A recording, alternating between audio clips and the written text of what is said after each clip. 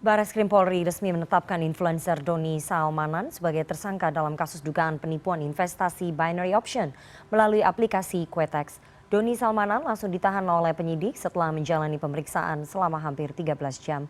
Untuk mengetahui informasi lebih dalam kita sudah terhubung melalui sambungan telepon dengan Kepala Biro Penerangan Masyarakat Polri, Brigjen Polisi Ahmad Ramadan. Selamat sore Pak Ramadan.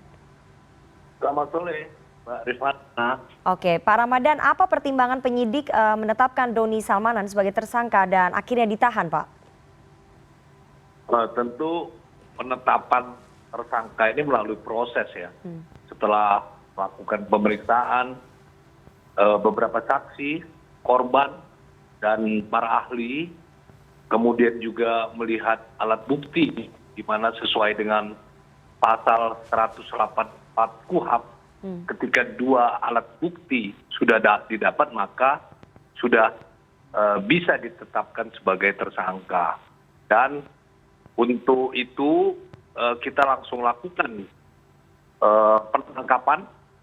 Kemudian setelah dilakukan penangkapan kita periksa sebagai tersangka dan dilanjutkan penahanan. Dan alasan-alasan, kedua alasan ya, alasan subjektifnya dikhawatirkan tersangka melarikan diri, menghilangkan barang bukti, dan juga mengulangi perbuatannya lagi. Dan ini ancamannya di atas 5 tahun ya, di mana ancaman tindak pidana pencucian uang itu 20 tahun penjara. Nah ini tentu dengan alasan-alasan tersebut, maka tersangka baik IK maupun DS dilakukan penahanan. Proses tetap berlanjut ya. Yang kita akan lakukan adalah melakukan tracing terhadap semua aset, baik DS maupun IK, yang ada kaitannya dengan tindak pidana. Baik itu berbentuk aliran dana maupun aset fisik, Mbak. Demikian, Mbak. Pak Ramadan, untuk melakukan tracing ini yang berkaitan dengan DS Doni Salmanan, apakah kemudian pihak Bareskrim Polri akan menelusuri, memeriksa saksi-saksi yang berkaitan dengan transaksi aliran uang dari Doni Salmanan ini, Pak? Ya tentu, Mbak.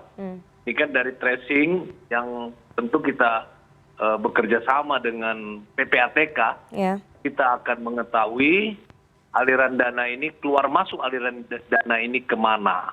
Juga dari hasil kejahatan yang dilakukan oleh kedua tersangka ini, kemana aliran dana itu dibelanjakan atau ditransfer. Apakah dia dibelanjakan seperti kendaraan mewah, atau mungkin untuk membeli sebuah rumah atau barang-barang berharga lainnya. Nah ini kan dilakukan penyitaan terhadap barang-barang tersebut karena barang-barang tersebut merupakan bagian dari hasil kejahatan tersebut, Pak.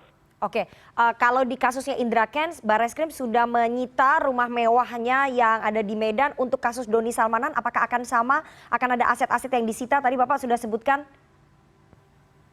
Ya, tentu, Pak.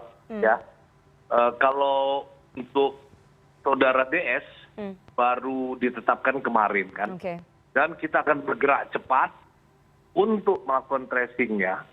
Jadi kita sudah lakukan mapping juga, dan selain itu kita sudah mendapat informasi termasuk secara kooperatif saudara DS mengaku, ya kan, termasuk afiliator-afiliator yang terafiliasi dengan yang bersangkutan. Ya. Ini kita akan tracing, kita lakukan hal yang sama seperti saudara Ika sebagai tersangka di kasus Binomo.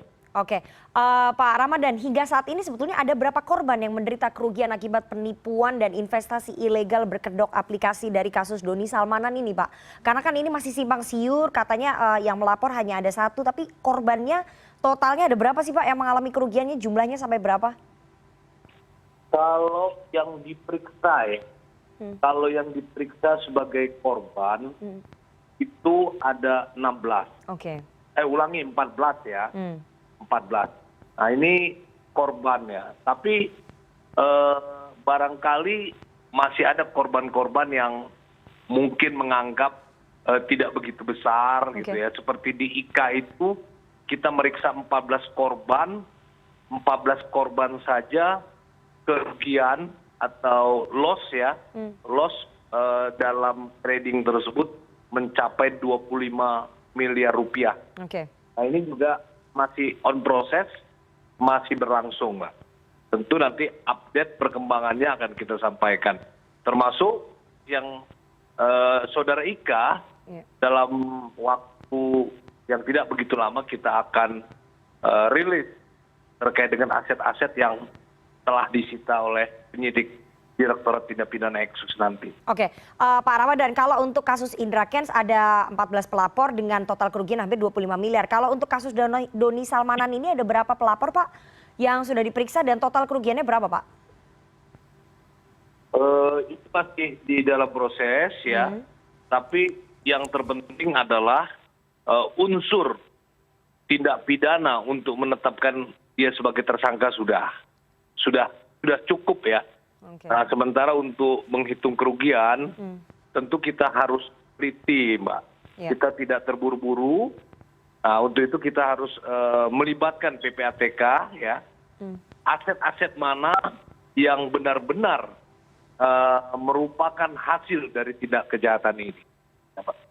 Pak, kami mendapatkan informasi aliran uang ataupun transaksi yang dideteksi PPATK mencapai sampai triliunan Pak. Apakah itu betul Pak? Ini masih dalam proses Mbak. Jadi saya belum berani untuk terburu-buru menyampaikan hal tersebut. Nanti kita tunggu dari penyidik dulu merilis, baru kita akan sampaikan ke publik. Oke, terakhir Pak Ramadan, dengan adanya kasus terungkapnya afiliator ataupun influencer seperti Indra Kents dan juga Doni Salmanan, apakah kemudian dari kepolisian akan membidik afiliator lain Pak ataupun influencer lain yang juga diduga ikut terseret dalam kasus yang modelnya serupa seperti ini? Ya, jelas ya Mbak ya. Ini menjadi pelajaran yang berharga bagi masyarakat dan bangsa Indonesia. Jadi kita tidak berhenti di dua orang ini saja, tapi kita akan mengembangkan yang tujuannya selain kita melakukan penegakan hukum, yang terpenting adalah kita melindungi masyarakat dan bangsa Indonesia. Jangan ada lagi masyarakat atau bangsa Indonesia ini yang menjadi korban penipuan ya, yang berkedok investasi bodong ini. Oke.